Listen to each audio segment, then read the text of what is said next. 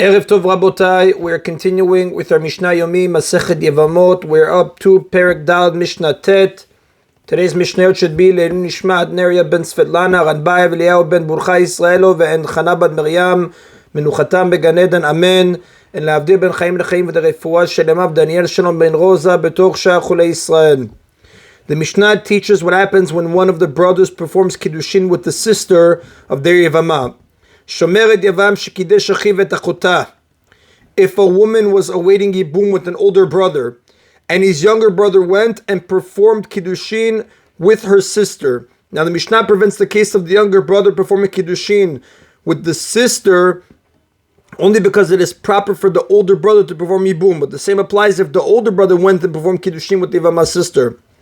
Mishum Rabbi Yehuda ben Betera Amru, the rabbi said in the name of Rabbi Yehuda ben Betera, Omrim lo, we say to the younger brother, Hamtenat she'aseh achicha gadol ma'aseh, wait to complete your marriage with your wife until your older brother performs an act of Yibum or Chalitza with her sister, so that your Yibum bond with that sister is erased. One may not cohabit with the sister of a woman with whom he has a Yibum bond. It's a sister of a Zikukah, as we learned in chapter 3, Mishnayot 1 through 4. Therefore, he should not complete his marriage to her sister until the Yibum bond is removed. Now, actually, once his brother performed Kiddushin with the sister of the Yevamah, his Yevamah became an heir to him, his wife's sister. Nevertheless, the rabbis decreed that the Yibum bond that was in place before she became an erva is not erased by rabbinic law until someone performs Chalitza or Yibum with the Yevamah.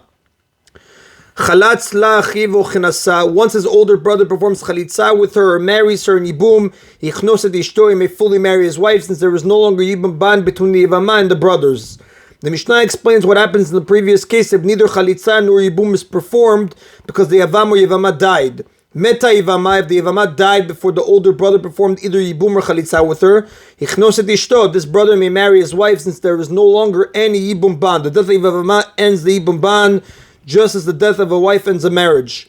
Met Yavam, however, if the Yavam, the older brother, died, and only the younger brother remains, Yotziat Ishto beget, he must send away his wife with a get, meaning he must divorce her, since he has a Yibum bond with her sister, Veshad Achiv b'chalitza, and he must then release his brother's wife with chalitza. He may not perform Yibum with her, since she is his divorced wife's sister. He may also not remarry his wife after performing chalitza, since she is now his chalutza's sister.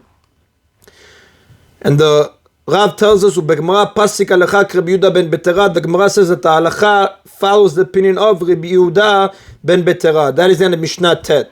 Mishnah Yud now discusses how long a Yevamah must wait after her husband's death before performing Yibur Mechalitza. Hayvamah lo tachlot v'lo titabem. A Yevamah should not perform Chalitza or be taken in Yibum ad sheyesh la shlosha chodeshim, until she has 3 months passed from the time her husband died, so that we can tell whether she is pregnant from him and therefore forbidden for Yibum. Since she has to wait for Yibum, she should also wait for Chalitza. Now, when the Torah discusses the process of Chalitza, it states in Sefer Dvarim, chapter 25, verse 7, but if the man does not wish to marry his sister-in-law, indicating that Chalitza takes place only when there is an option of Yibum that the brother does not wish to use. Since Yibum is not an option until 3 months have passed, Chalitza should also not be performed. Now, although we have seen many cases where the Mishnah ruled she must perform Chalitza but may not be taken in Yibum, those are all cases in which there is either a doubt or rabbinic prohibition preventing Yibum. Since there is no alternative, we permit her to perform Chalitza. Here, however, it is just a matter of waiting 3 months until Yibum becomes possible. So the rabbis therefore require her to wait 3 months for Chalitza as well.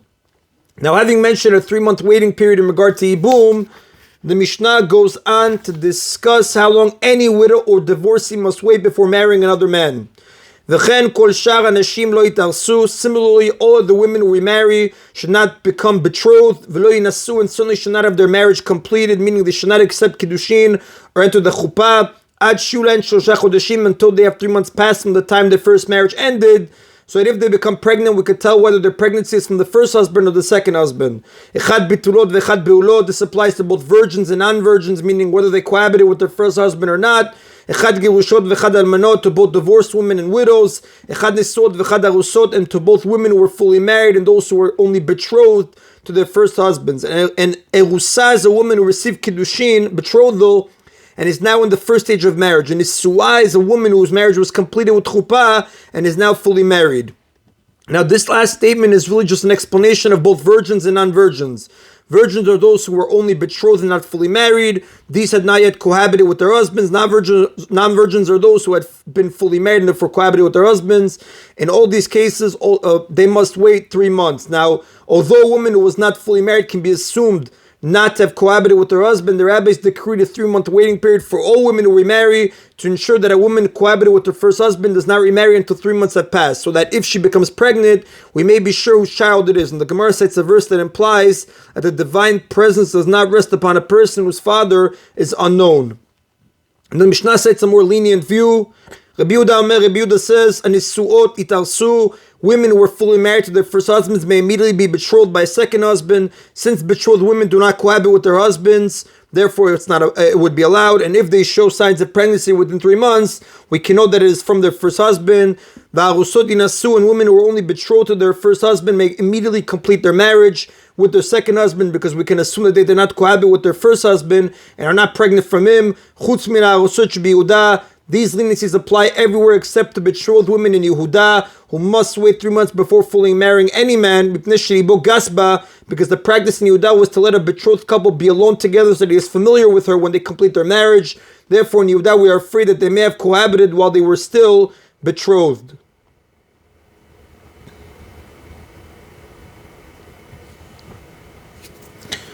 Now the Mishnah states Rabbi Yossi, who basically agrees with Rabbi Yehuda, but is stricter in one detail. Rabbi Yossi says, Kol Nashim itarsu, all women may become betrothed immediately after the marriage ends, chutz min almana, except for a widow from a completed marriage, who may not become betrothed for 30 days after her husband dies, mipnei ibul, on account of the period of mourning she must observe for her first husband, because the Gemara in page 43b Masechet Yevamot says, the period of mourning over the death of a husband or wife is 30 days.